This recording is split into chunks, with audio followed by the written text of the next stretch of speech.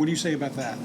Yeah, I mean, this has probably been, we're a team, and we have a team of leaders, and then of course the way Jalen has responded to the challenge has been huge. But not just Jalen, everyone's embraced their role, and like I said, the challenge now is for us not to feel good about ourselves, to not change, to enjoy this for the moment, but tonight start getting ready for the next one. So we know the challenge that'll be in front of us, and we have to get the fourth win.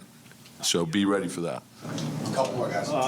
With Mitch, there was a report that he was warming up with the intention of playing. Did something happen? Yeah, just, and again, he had to go through the warm-up and then make a decision as to whether he felt he could go or not, and he wasn't quite there. So, just keep getting your treatment and get a look at it tomorrow, and then we go from there. With OG, how did you know, like, when you didn't have Mitch, did you know he could be an option? Yeah, well, going into the series, we thought, but this could be a possibility. I thought more like we probably were going to use it more in a different situation, right? But the situation we were in with Mitch being out, Isaiah in foul trouble, and then I wanted to get a look at it anyway, and he wanted to do it, so we got to look at it. And look, Embiid is, he's a load. You're not guarding him individually. You got to guard him with your team. So we understand that. So rebounding at the end, the offensive rebounding, the way that it kept your possessions going, it was key to winning that game down the stretch, wasn't it? Yes, yeah. And I think it's one of the things, it's one of the strengths of our team.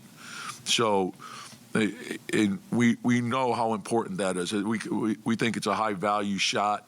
Right, so we're trying to, obviously get as many rim attacks as we can get. We like layups, we like free throws, and we like open threes.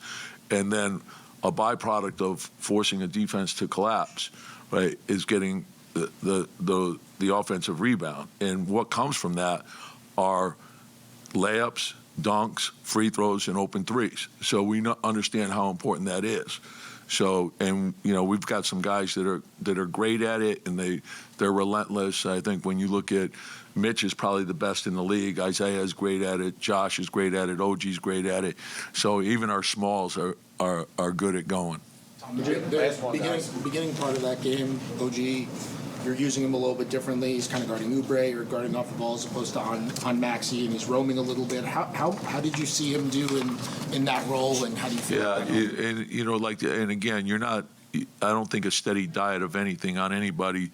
So and that's the value of having the versatility of Josh. And so Josh and OG are basically interchangeable.